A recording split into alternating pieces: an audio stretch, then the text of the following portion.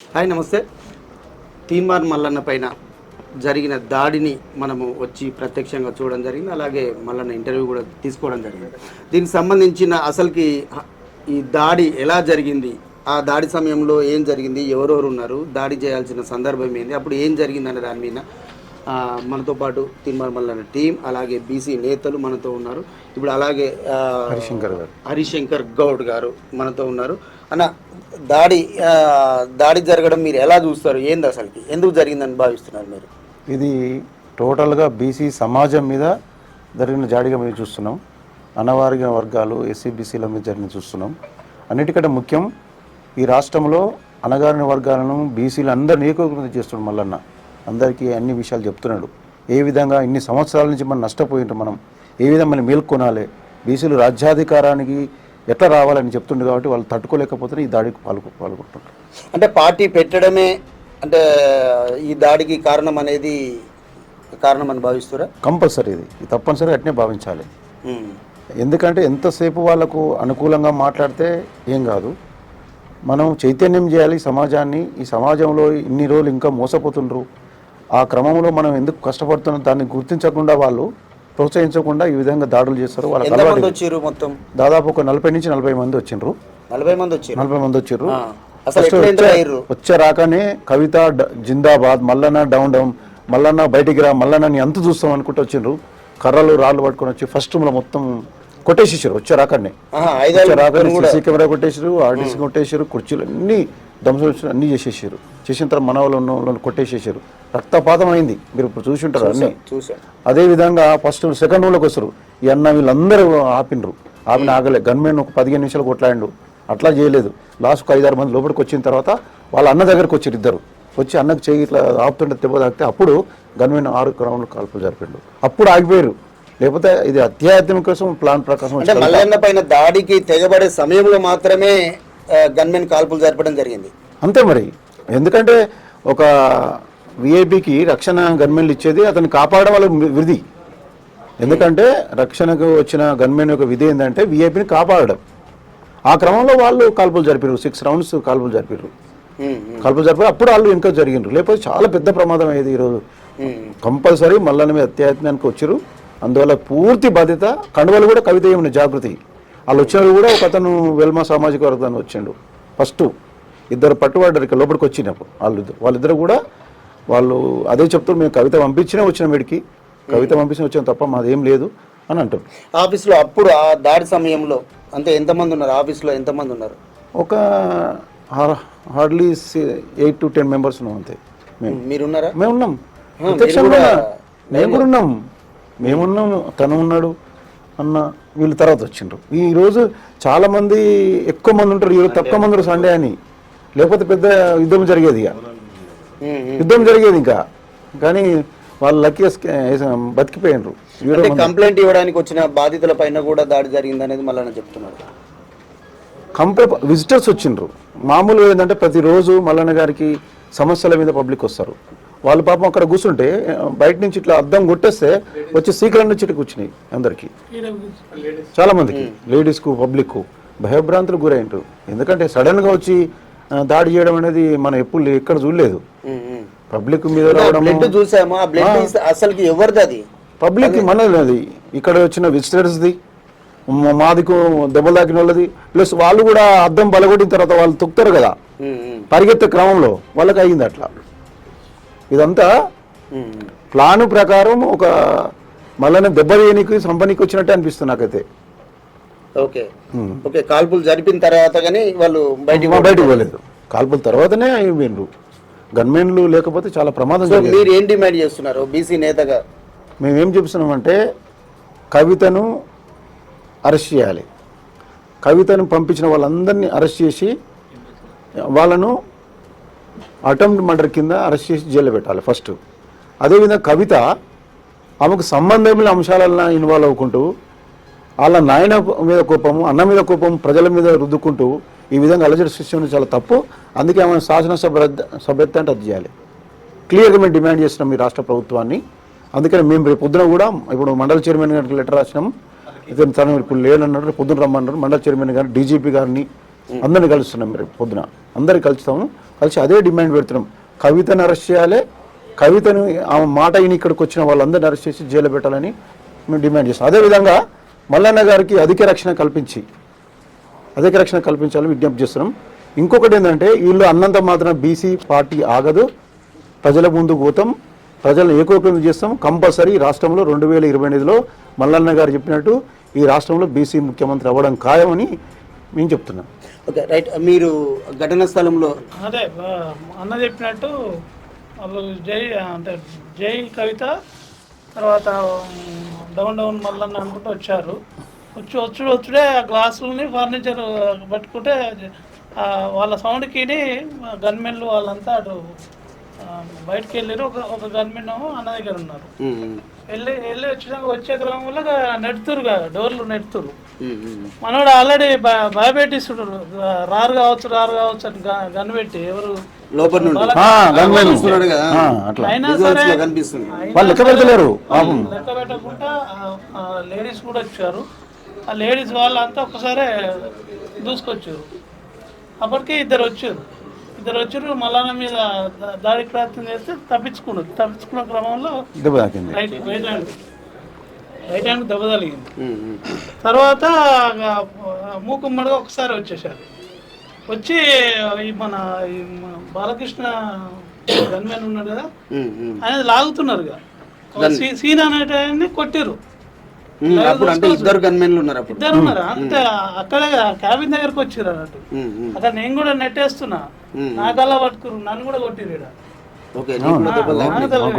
ఈడ అట్లా నెట్టే ప్రయత్నంలో ఇప్పుడు లాస్ట్ కు ఆ గన్మెన్ కొట్టుకుంటే ఆయన పిస్టల్ లాగే ప్రయత్నం చేసినప్పుడు ఏమంటే కాల్పులు జరిగింది. కంట్రోల్ అయింది, వెళ్ళిపోయింది. అందరు వెళ్ళిపోయారు. అప్పుడు వెంటనే commissioner of పోలీస్కు Mallanna garu phone చేశారు. మేము మేడిపల్లి ఇన్స్పెక్టర్ ఫోన్ చేసేసరికి వాళ్ళు పోలీసులు వచ్చారు. డీజీపీ గారు, అది మన డీసీపీ వచ్చింది, ప్లస్ ఏసీపీ వచ్చారు. అన్ని రిటైల్ తీసుకురు. మేము కూడా పర్సనల్ వ్యక్తిగతంగా వెళ్ళి మేడిపల్లి పీసులో కంప్లీట్ కూడా చేసి వచ్చాం. అయిపోయింది. దాని తర్వాత రేపు డీజీపీ గారిని, మండలి చైర్మన్ కానీ, డిప్యూటీ చైర్మన్ కానీ, కమిషనర్ ఆఫ్ పోలీస్ రాచకొండ గారిని కలుస్తున్నారు. మల్లన్న మీదికి దాడికి వస్తున్న సందర్భంలో గన్మెన్ కాల్పులు జరిపింది అనేది ప్రత్యక్షంగా పక్కనే ఉన్న సాక్షులు కానీ తన టీం మెంబర్స్ కానీ చెప్తా ఉన్నారు. అలాగే ఏం పేరు నీ పేరు?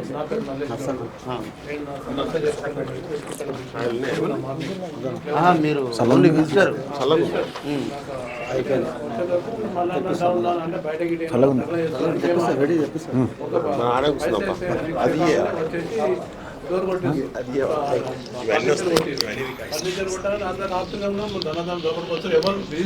చూడకుండా కూడా ఎట్లా పడతారు అంటే వాళ్ళు ఒక సైకోల్ ఇక్కడ గుద్దిరండి విచక్షణ రహితంగా కొట్టిరు.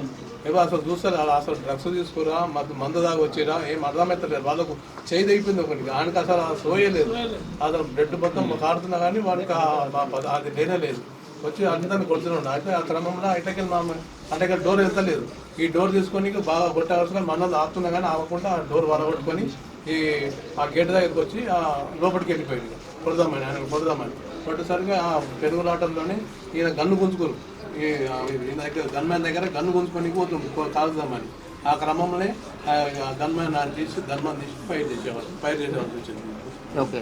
ప్రత్యక్ష సాక్షి కూడా, విజిటర్ కూడా తన సమస్యని విన్నవించడానికి వచ్చిన తనని కూడా కవిత టీం మెంబర్స్ విచక్షణ రహితంగా కొట్టారని, అలాగే చాలా దెబ్బలు కూడా తగిలాయని వారు చెప్తున్నారు. అలాగే మనతో పాటు రోజు తీర్మార్ వార్తల్లో కనిపించే సుదర్శన్ గౌడ్ కూడా మనతో ఉన్నారు. తను ఏం చెప్తాడు ఏందనేది.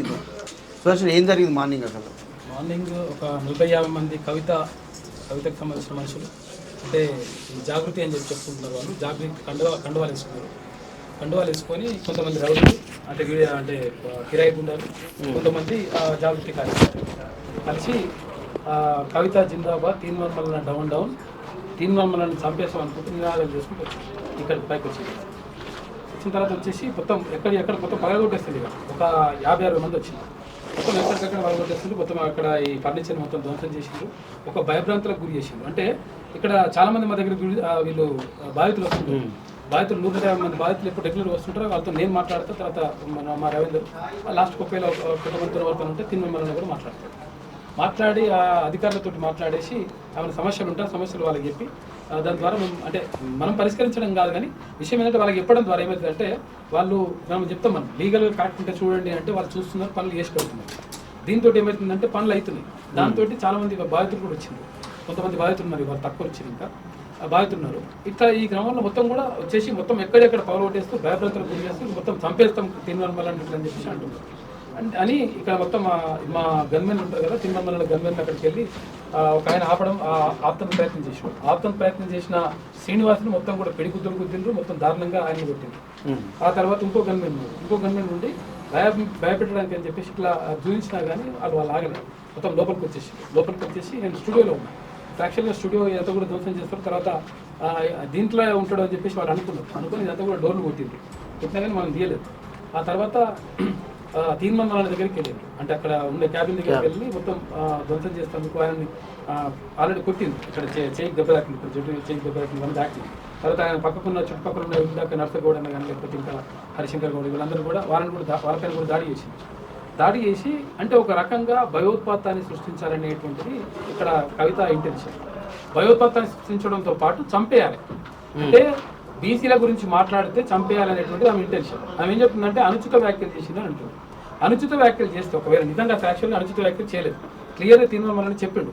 నేను అంటే సామెతలు చెప్పిన వాళ్ళు అయ్యే సామెతలు మస్తు చెప్పిండు కదా, వాళ్ళు అయ్యే కేంద్ర మంత్రిని పట్టుకుని రండా అన్నాడు. తర్వాత అది వాళ్ళ అన్న చాలా మంది లా కొడుకులు అని చెప్పేసి ఎంతో మందిని తిట్టాడు, ఎవరు కేటీ రామారావు. వీళ్ళందరినీ తిట్టినప్పుడు మరి వాళ్ళు కూడా ఆడవాళ్ళే కదా, వాళ్ళకు కూడా ఆత్మగౌరవం ఉంటుంది కదా, వాళ్ళ అమ్మ కూడా వాళ్ళు బాధపడుతుంది కదా. మరి అటువంటి అప్పుడు అన్న మరి ఎందుకన్నా అట్లా అనొద్దు కదా, లా కొడుకులు అనొద్దు కదా అని చెప్పేసి వినడం అనలేదు. తర్వాత మీ అయ్యా రండా అంటే ఒకసారి డిక్షనరీలో చూసుకోమని కల్వకుంట్ల కవితకు చూసుకుంటే రండా అంటే ఏమర్థం వస్తుంది మొత్తం పూర్తి వివరాలతో చూసుకుంటే ఆమెకు అర్థమవుతుంది లెక్క. అయితే ఇటువంటి మాటలతో పాటు వాళ్ళ నాన్న ఆంధ్ర వాళ్ళతో మాకు కంచం పొత్తులేదు, అది మంచం పొత్తులేదు అని చెప్పేసి ఆయన చాలా సార్లు అన్నాడు. అంటే పదాన్ని వాడింది, ఆంధ్ర వాళ్ళతో మాకు కంచం పొత్తులేదు, మంచం పొత్తులేదు, వాడే మనమే, ఆంధ్ర ఉంటుండంతా రాక్షసులే, తెలంగాణ ఉంటుండ ఇట్లా అని రకరకాలుగా వాడిండు. ఇష్టం వచ్చినట్టుగా భూత పురాణానికి ఒకవేళ ఆర్జుడు ఎవరని ఉంటే, భూత పురాణానికి ఒకవేళ పితామహుడు ఎవరని వేయాలనుకుంటే వాళ్ళ నాయన వేయాలి, ప్రాబ్లం ఏం లేదు. మరి ఈమె ప్రభుత్వంలో ఉన్నది, బీసీల కోసం కొట్లాడుతుంటే అసలు యాక్చువల్గా కారణం జరగడానికి కారణం ఏంటని చెప్పేసి అనుకుంటే ఆమె కూడా పాటు పెడదాం అనుకుంటున్నారు. ఎందుకంటే ఇంట్లో కొట్లాడైంది, వాళ్ళ అన్నకు ఆమెకు కొట్లాడైంది, అలా అయ్యకు కూడా కొట్లాడైనట్టు. ఈ కొట్లాటలో భాగంగా ఇంటి పంచాయతీ పెట్టుకుంటే ప్రాబ్లం ఏం లేదు, మనకు ప్రాబ్లం ఏం లేదు, వాళ్ళ ఇష్టం వాళ్ళు కొట్లాడుకోవచ్చు, వాళ్ళకు స్వాతంత్రం ఉన్నది. కానీ వాళ్ళు ఏంటంటే ఇంటి పంచాయతీ కోసం బయటకు వచ్చి ఆ పార్టీ పెడదాం అనుకుంటుంటారు. అయితే తీర్మానం వలన నిన్న తర్వాత ఇవాళ కూడా ఒకసారి అనౌన్స్ చేసింది.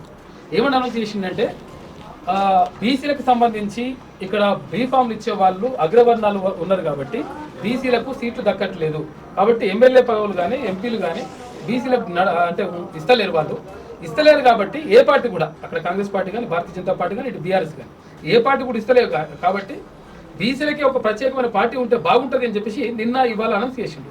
99% పనులు పూర్తయినాయి, పార్టీ అనౌన్స్కే ఇక కొంచెం తరువాయి ఉన్నది కాబట్టి తొందరలో అటువంటి అవకాశాలు ఉన్నాయని చెప్పేసి చెప్పిండు. ఇది చెప్పిన తర్వాత ఆమె జీర్ణించుకోలేకపోయింది. అయితే గతంలో కూడా ఆమె అంటుంది, అంటే నేను మా గురించి ఎందుకు మాట్లాడాలని చెప్పేసి బ్యాచ్ వచ్చి అడుగుతున్నారు. మీ గురించి ఎందుకు మాట్లాడాలంటే ఎప్పుడు కూడా కల్వకుంట్ల కవిత గతంలో వాళ్ళ అయ్య ముఖ్యమంత్రిగా ఉన్నాడు, 10 ఏళ్ళు అధికారంలో ఉన్నారు, ఆమె 5 సంవత్సరాలు అక్కడ ఎంపీగా పనిచేసింది, తర్వాత ఇప్పుడు ఎమ్మెల్సీగా మళ్ళీ కొనసాగుతుంది. ఈ 10 సంవత్సరాల్లో ఎన్నడూ కూడా బీసీలు గుర్తుకు రాలి. తర్వాత 33% రిజర్వేషన్లు స్థానిక సంస్థలలో బీసీలకు ఉంటే దాన్ని 23% తగ్గిస్తే అయ్యా మరి ఏమైందే బీసీలకు అట్లా అన్యాయం చేస్తామని చెప్పేసి ఒక ప్రెస్ మీట్ లేకపోతే జస్ట్ ఒక మాటనో ఒక వ్యాఖ్యనో చేసి ఉంటే నిజంగా బీసీల పట్ల చిత్తశుద్ధి ఉంటుంది కల్వకుంట్ల కవితకు అనుకోవచ్చు. కానీ ఎన్నడూ కూడా మాట్లాడలేదు. కానీ ఇప్పుడు వచ్చి మాట్లాడుతుంది, ఇప్పుడు బీసీలకు 42% రిజర్వేషన్ ఇవ్వాలి, నేను రైలు కట్టం పోతా అంటే మరి పోవమ్మా ప్రాబ్లం ఏం లేదు, మా బీసీలు మాత్రం తీసుకోవకు, రైలు కట్టంపు నువ్వేమనగా మంచిగానే ఉంటుందని చెప్పేసి మనం మాట్లాడి మన మినిస్టర్ కూడా. తర్వాత నేను ధర్నాలు పెడతా లేకపోతే ఢిల్లీకి పోతా అంటే ఢిల్లీకి పోతే నువ్వు కవిత గౌడవా, కవిత యాదవ్వా, కవిత కుర్మవా, లేకపోతే నువ్వు కవిత ముదిరాజువా, లేకపోతే కవిత పటేల్వా, నువ్వేంది నువ్వు యాక్చువల్గా నీకు ఉన్నటువంటి అర్హత ఏంది? నిజంగా ఒకవేళ వెలుమైన నువ్వు మాట్లాడచ్చు, అంటే ఇప్పుడు ఒక కులానికి సంబంధించి ఇంకో కులం మద్దతు చేయాలనుకున్నప్పుడు మాట్లాడచ్చు, ప్రాబ్లం ఏం లేదు, దాంట్లో ప్రజాస్వామ్యంలో ఎవరైనా మాట్లాడచ్చు. కానీ ఎన్నడూ గుర్తుకు రాని, ఎన్నడూ బీసీలకు సంబంధించి ఒక చర్చకు సంబంధించి నువ్వు మాట్లాడిన నువ్వు ఈ 10 సంవత్సరాలు సపరేట్ వండుకొని సపరేట్ కూర్చొని ఇవాళ వచ్చేసి నేను బీసీల కోసం మాట్లాడుతున్నా అంటే నీ చిత్తశుద్ధిని శంకిస్తున్నావు. నీ చిత్తశుద్ధి నువ్వేం అవసరం లేదమ్మా. మా బీసీలు మస్తుకున్నారు. 2,50,00,000 మంది బీసీలు ఉన్నారు తెలంగాణ రాష్ట్రంలో. 2,50,00,000 మంది మస్తు సరిపోతారు. నువ్వేం అవసరం లేదని చెప్పేసి మాట్లాడి తిరుమల మల్లన్న. అయితే మాట్లాడినప్పుడు ఈమెకు మొత్తం కూడా అట్లా జీర్ణించుకోలేకపోతుందంట, మొత్తం ఆగమాగం అవుతుందంట, మొత్తం ఇట్లా అవుతుందంట. దీంతో అక్కడ ఏదైతే జాగృతి అనేటువంటి ఒక సంస్థను పెట్టింది కదా, ఈ జాగృతి సంస్థతో మనం ఏం చేద్దాం అనుకుంటుందంటే తెలంగాణ రాష్ట్రంలో భయోత్పాతాన్ని సృష్టించాలి, తర్వాత తెలంగాణ రాష్ట్రంలో హత్యా రాజకీయాలు చేయాలి, అంటే రాయలసీమ లెక్క అనమాట. అంటే ఆ ఉద్దేశం ఏంటంటే ఏదైనా పాత సినిమాలలో చూసుకుంటే ఒకటి సీన్ కనిపిస్తుంది మనకు. ఫస్ట్ సినిమా స్టార్ట్ కాగానే ఒక విలన్ని మంచిగా గట్టిగా చూపించాలనుకుంటే ఏం చేస్తారంటే ఒక 500-600 మంది పబ్లిక్ ఉన్న దగ్గర ఊర్లో ఒక అమాయకుని తీసుకొచ్చేసి తలకాయ నరికి చంపేస్తారు. ఇక తర్వాత మొత్తం ఆ విలన్ చూసి ఆ సినిమాతో భయపడతారు, అంటే సినిమా మొత్తం లాస్ట్ దాకా. అంటే అటువంటి భయోత్పాతాన్ని సృష్టించాలని చెప్పేసి కవిత ఇట్లు భావిస్తుందేమో అనిపిస్తుంది. అంటే మరి ఇక్కడ అమాయకుడు కాదు కదా, స్ట్రాంగ్ పర్సన్. అయితే విషయం ఏంటంటే ఆమె అనుకుంటుంది ఏంటి అంటే తీర్మాన్ మల్లన్న ఒక్కడే అనుకుంటుంది. కానీ తీర్మాన్ మల్లన్న అంటే ఈ తెలంగాణ సమాజంలో ఉన్నటువంటి బీసీ మొత్తానికి ప్రతినిధి అని చెప్పేసి ఆమె అనుకుంటలేదు. అసలు తెలంగాణలో జరుగుతున్నటువంటి బీసీలకు జరుగుతున్నటువంటి అన్యాయం అంటే తెలంగాణనే కాదు, ఈ ఉమ్మడి రాష్ట్రాలన్నా స్వాతంత్రం వచ్చినప్పటి నుంచి ఇప్పటి వరకు ఒక బీసీ ముఖ్యమంత్రి కూడా లేడు. తర్వాత బీసీలకు సంబంధించి కనీసము ఆ మంత్రి పదవులు ఇస్తే కూడా మొన్న ఆయన ఎవరు వాకిటి శ్రీహరి గారు ఆయన కూడా అన్నాడు, అరే ఇవి అడమైన మొత్తం తీసుకొచ్చి పెట్టిండ్రు, పెట్టేసి ఇప్పుడు అవన్నీ సెట్ చేసుకోవడానికి మొత్తం దొందం అవుతుంటుంది, ఈ గొర్రెలేంది బర్రెలేంది కథలేంది బాగాలేదు అని చెప్పేసి ఆయన మాట్లాడు. ఆయన బాధ ఆయన అంటే అప్రాధాన్యమైనటువంటి శాఖలు అవి 1-2 అలా కేటాయిస్తే అవి. తర్వాత నిజంగా మరి బీసీలకు రిజర్వేషన్ కల్పించాల్సినటువంటి అవసరం ఉన్నప్పుడు మీ అయ్యని ఎందుకు అడగలేదు? లేకపోతే ఫస్ట్ మొట్టమొదటి అంటే ఇప్పటి వరకు 2 సార్లు ఏది మీరు అధికారంలో ఉన్నప్పుడు 2 సార్లు ఏది అసెంబ్లీకి ఎన్నికలు జరిగితే ఒక్క బీసీ మహిళా ఎమ్మెల్యే కూడా నువ్వు టికెట్ ఇవ్వాలి మీ అయ్యా. మరి టికెట్ ఇవ్వకపోతే ఆయన నేను మహిళని ఒక బీసీ మహిళకి ఎందుకు ఇవ్వాలి అని చెప్పేసి నువ్వేనా అడగలేదు. తర్వాత మొట్టమొదటిసారి మహిళలకు ఏది ఒక్కరికి కూడా మహిళా మంత్రులే లేదు, మరి నాయన ఇట్లెందుకు అయిందని చెప్పేసి నువ్వు అడగలేదు. తర్వాత మహిళల్ని ఇష్టం వచ్చినట్టుగా మీ అన్న తిట్టిండు, లా కొడుకులు బీ కొడుకులను తిట్టినప్పుడు అన్న అట్లెందుకు అంటున్నావే నువ్వు, అట్లా అంటే వాళ్ళ అమ్మలు బాధపడతారు కదా, వాళ్ళు కూడా మహిళలే కదా అని చెప్పేసి నేను కూడా అడగలేదు.